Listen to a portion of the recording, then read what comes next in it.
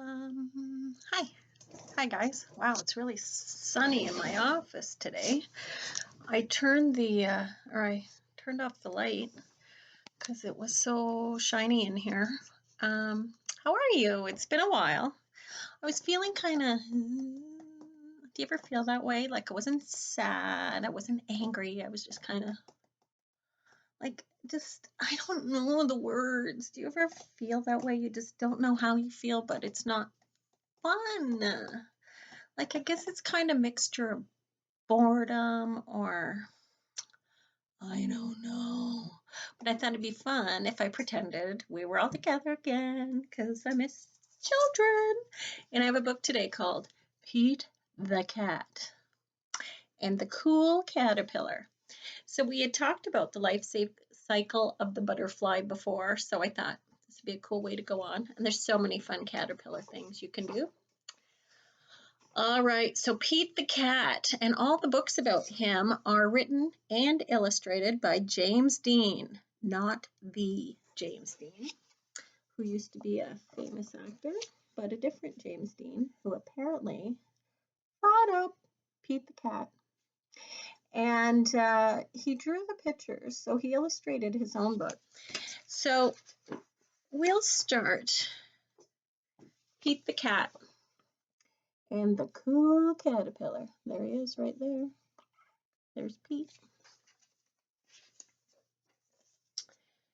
Pete is on a bug safari. He and his friends are looking for bugs. How many bugs can they find? Ooh, it's a good time of year to look for bugs. Callie spots a tiny black ant. I know a girl named Callie. It's building an anthill, she says. Groovy, says Pete. I know a boy named Peter, too. And he has a little brother named Anthony. Gus finds a round red ladybug in the mint patch. It has 9 spots, says Gus. Nice, says Pete. I think ladybugs are so cute. Marty sees a big black spider. It caught a fly, he says. Neat, says Pete. Pete finds a green caterpillar in the flower pot. I will bring it home to show Mom and Dad, he says.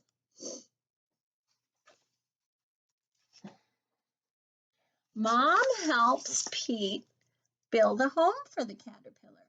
They use a big jar.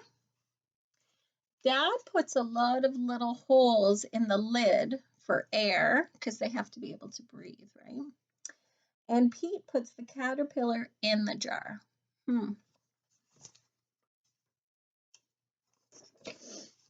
Pete puts some leaves in the jar for the caterpillar to eat. And he adds a wig for the caterpillar to crawl on. That is nice. I think he's forgetting one thing, though. I think if I was Pete, I would also maybe put some dewdrops of water, little drops of water on a couple of the leaves. Good night, Pete, says Mom. Good night, Pete, says Dad. Good night, Caterpillar, says Pete. Wow, Pete goes to bed very nicely. Do you go to bed very nicely? Nothing makes mummies and daddies happier than when their children go to bed nicely. When Pete wakes up, the caterpillar is gone. Where did it go? Did it run away? It's not gone, says Mom. It did not run away, says Dad. Look, they say. Ooh, who remembers what that is called? Like a little sleeping bag it zips itself into. A chrysalis or a cocoon. The caterpillar is inside there, says Mom. It's called a pupa. Oh, she knows another name for it. Will it stay in there forever, asks Pete.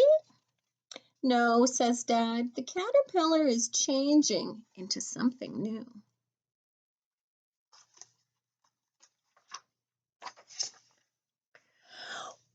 What What will it become? Pete asks. It's a surprise, says Mom. We must wait and see. Pete waits. Callie comes to visit. This Callie does not look at all like the little girl I know named Callie. The Callie I know is cuter. Did it come out yet? She asks. Not yet, says Pete. You have to be very patient. Be able to wait. It'll be worth it. Pete waits some more. Gus comes to visit. Did it come out yet? He asks. Not yet, says Pete. Pete waits even longer. Marty comes to visit. Did it come out yet? He asks.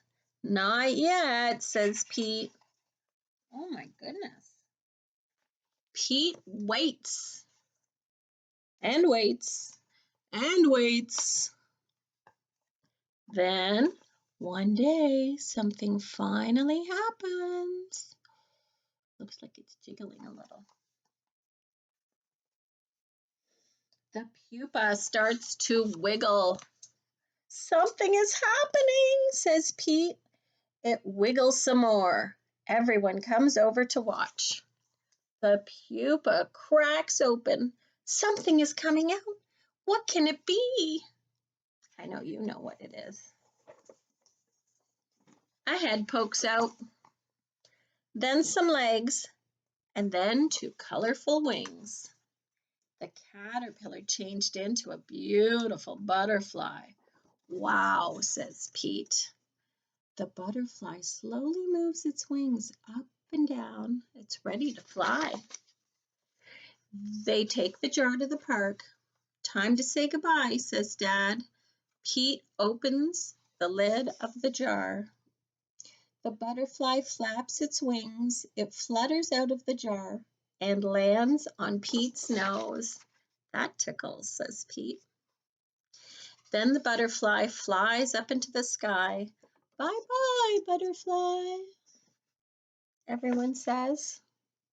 Let's find a new caterpillar, says Pete. Change is pretty cool. So there he is again, off to catch some more caterpillars.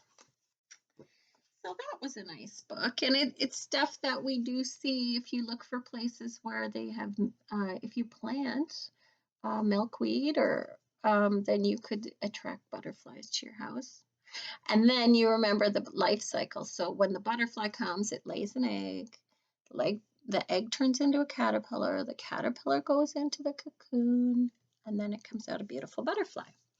So we're going to do a little bit of a different craft. Whenever I do the follow-up crafts and that, I try to think, what would the kids have at home? Because I have a lot of craft stuff because I like doing crafts, but not everyone does. So I just got this picture of Pete the cat, and you can use any picture. I happen to have these. They were in my Pete the Cat book already photocopied to give out to the kids at school. Because what I like to do at school is we color Pete the Cat, and he has a book you might know called Pete the Cat and his 4 groovy buttons. And so at school, we would color this, and then I could put on however many buttons I want. I might just want 1 or 2 or 3 buttons after it's colored. And then to make, these are just like dollar store stickers, right? But to make them look more like buttons, I get a black marker and I put holes on them, like little dots, so it looks like the holes where you would sew on a button. Some buttons have 4 holes, some buttons have 2 holes, so I usually do that. But we're going to do something different today. So I found an old picture frame, and I'm going to take the glass from it, just the glass, and I'm going to, I better tape my picture to it. I want to be able to peek at my picture while I do this craft. So I'm just going to put a little bit of tape on the edge so it doesn't move around too much.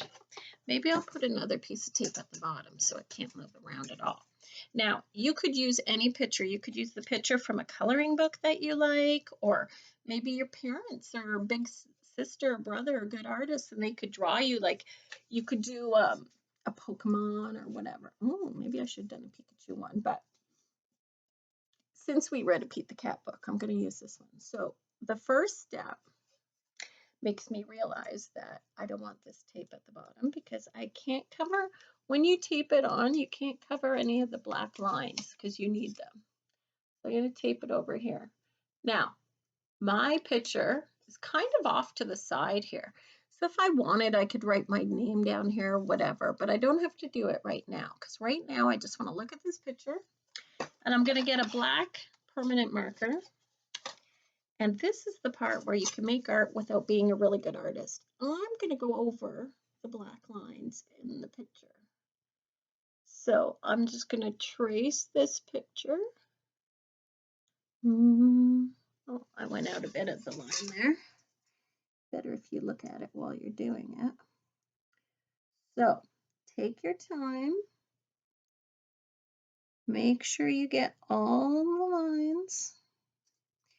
And I wouldn't, for your first one, I wouldn't use a whole bunch of detailed pictures. I'd use something like this, kind of basic, not a whole lot of lines, because then it's easier to do it all. As you do more of these, then you could make them harder each time. So my daughter actually learned this activity at school, and then she brought it home and showed us. So then we sat around the dining room table one day, all of us doing this, and my son is an artist. He's he's actually a tattoo artist now, but when he first went to college, it was to be a graphic designer, like making ads and menus and stuff for businesses. So he did a really cool one of these. His was like a skeleton or like a skull with roses around it and everything, whereas mine was just a little more basic than that. So it just depends on your level of what you like to do. So I have gone around this, and because those buttons were just stickers, they're not outlined in black, but when I do this, I am going to outline them in black because I want them to show that way. So here is what I did. I just outlined all of that in black. So I have a whole bunch of Sharpie markers here, all different colors. And I'm going to color Pete. So I'm going to show them to you. Now you might not be able to tell he's already traced, but I'll show you what happens when I take the picture away. Da, da, da, da.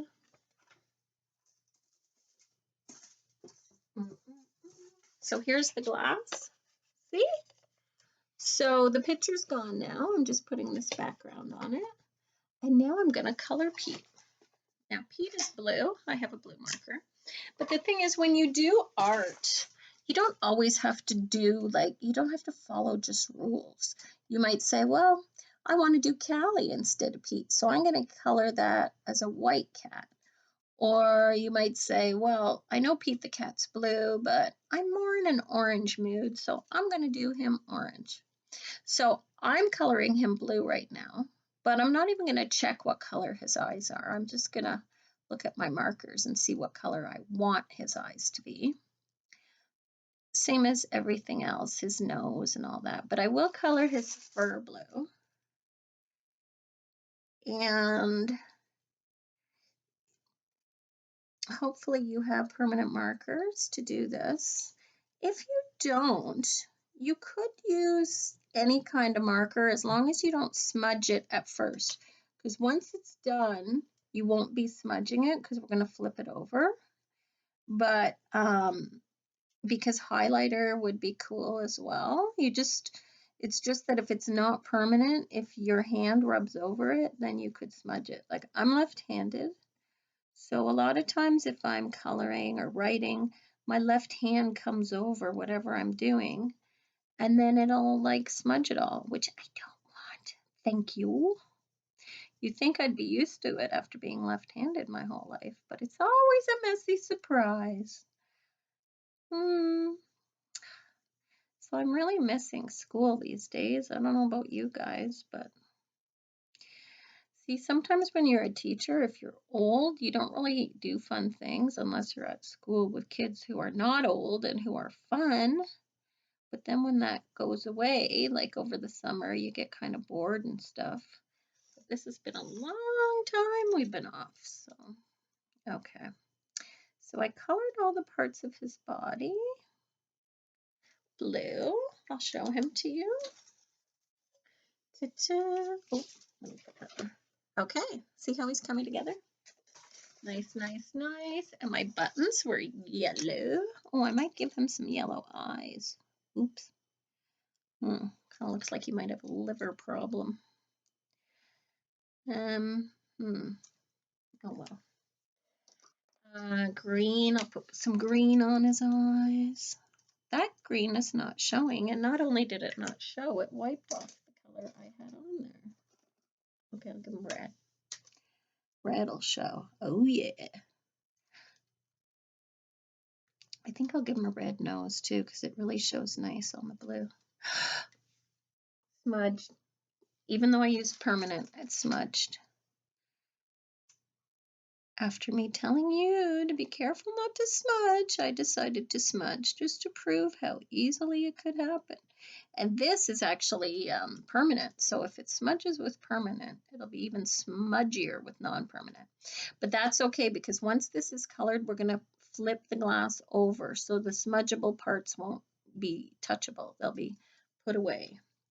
I'm going to give him some red cuffs on his shirt to go with the one red button. The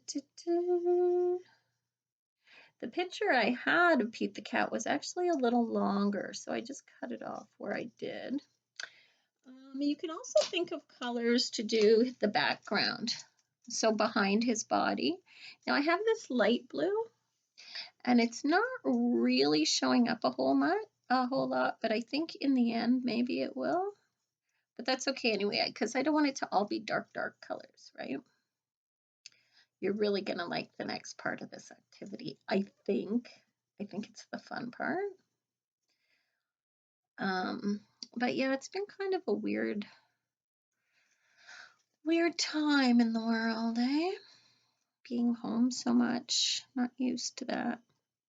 When I was little, I used to stay home all the time, I guess, because my mom didn't drive and my dad was at work. But I have brothers and sisters to play with, and well, a sister. But we were allowed to like go to the park and run around the neighborhood and do whatever we wanted back then. But no one had to be careful about germs or stuff.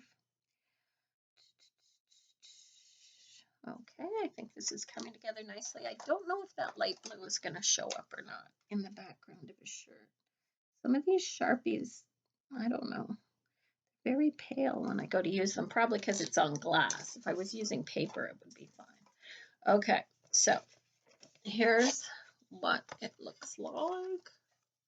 Ta-da! So I colored all that. Now, I had a lot of room here, so if I wasn't doing a video for you right now, I would probably write my name down there sideways or whatever. So you have to remember what side you drew on. This is the side I drew on. Now you're going to go back to the picture frame that you got that from, and you're going to have the back of the picture frame. And this one has clips, so make sure you know where your clips are. So my clips. Okay. So here's the fun part. You might have to ask your mom for a piece of tin foil. And you're going to look for the shinier side. See, this side's a lot shinier. So I'm going to gently crumple it. And gently means I'm going to crumple it to make crumple marks, but I want to be able to open it again without ripping it. So almost pretend you're doing it in slow motion. Like going through. Oh, I don't know, Mrs. Robinson, you might have made that too tight. I might have made that too tight. Now you got, see, so it's kind of hard now to uncrumple it because I can't really see where the folds are. So if you don't have a coloring book page, you could write mom or do anything you like. Ah, there we go. So be patient opening it. If it rips, it will not be good. You don't want to rip it. Ah, nice, nice. No. Pretend that didn't happen. Luckily, I cut this a little bigger than I needed. Oh no, I see a hole. Okay, so basically, whatever I tell you not to do, I'm gonna do. Okay, luckily this was bigger than I needed. Maybe have a grown-up help you, a grown-up that's better at it than I am. Okay. It's always fun over here. Okay, so now I'm gonna take the base of the frame, and I'm just gonna make sure I have a piece that size that has no rips or anything. So I'm going to hold it up here like that, and then cut off the extra stuff. Mamma mia. Okay. It's easier if I actually look at what I'm doing so I don't lose a finger. You could do a little bit extra to wrap around the frame if you want. So, gosh, okay. So now you have to find the shiny side. You're going to put it on the picture like that. This is the shinier side. Did I do well enough? Hopefully. Then you're going to take the picture you colored, but you're going to flip it. So the part with marker on it is going to go against the tin foil. That way it'll never smudge. And now I'm going to put my clips back on. Am I though? Am I really? They were a little easier going on. Oh, yeah. Yep.